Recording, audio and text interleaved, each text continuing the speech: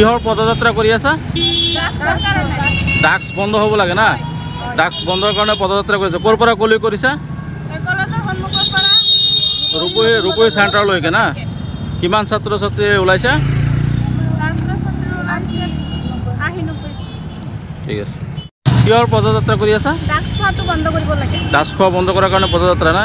ৰূপহী কলেজৰ পৰা ওলাইছা না।